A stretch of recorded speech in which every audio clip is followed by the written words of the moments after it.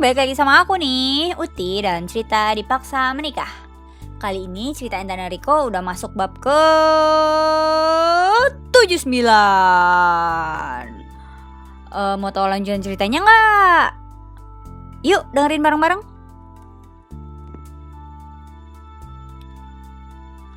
Setelah pulang dari rumah sakit dan makan malam, Intan dan Riko beristirahat di kamarnya.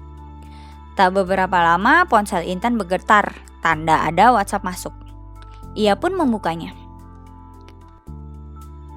Vina, jangan lupa oleh-oleh ya. Rita, aku juga. Meli, aku juga mau kali. Intan, gak janji ya guys, soalnya aku di sini cuma 2 hari nih. Vina, ya bentar amatan, emang puas bulan madu cuma 2 hari.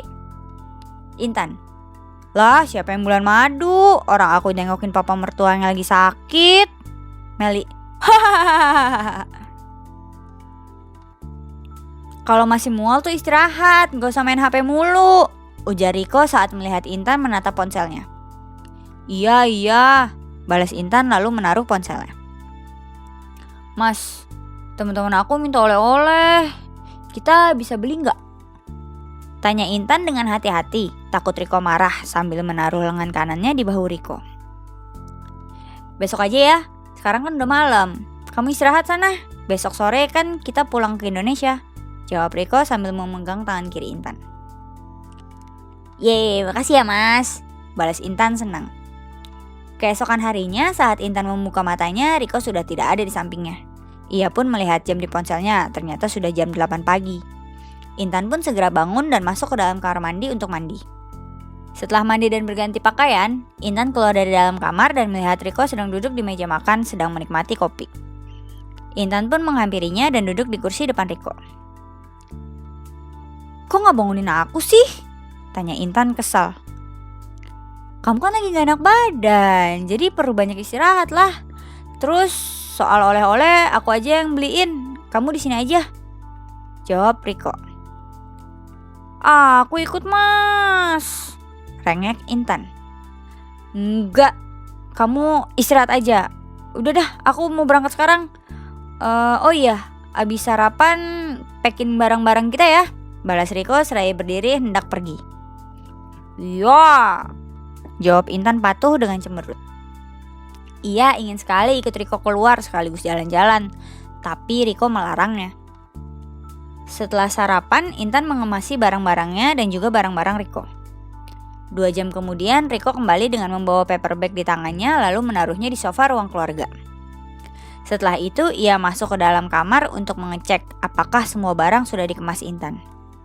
Intan yang melihat kedatangan Riko tidak sabar untuk melihat oleh-oleh yang dibeli Riko.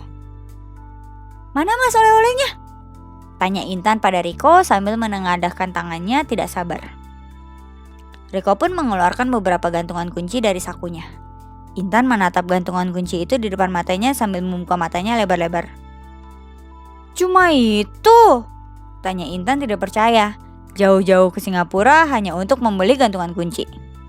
Mak kenapa? Tanya Riko balik. Selera jelek banget sih, balas Intan kesel, lalu melanjutkan mengemasi barang-barangnya.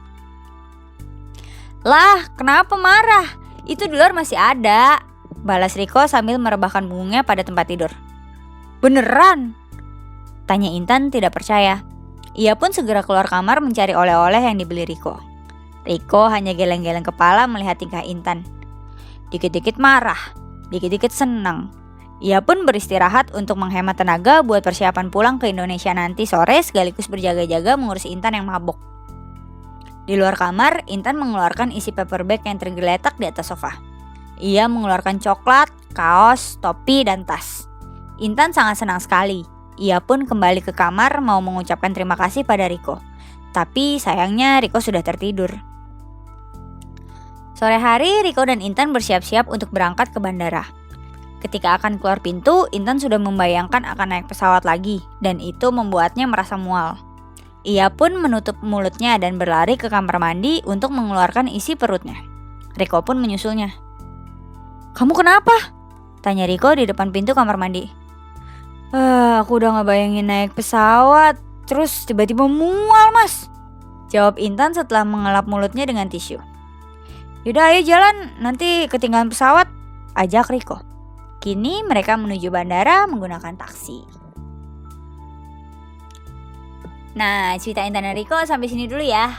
Makasih udah setia ngikutin cerita di Paksa Menikah. Sampai jumpa di bab berikutnya ya. Dadah!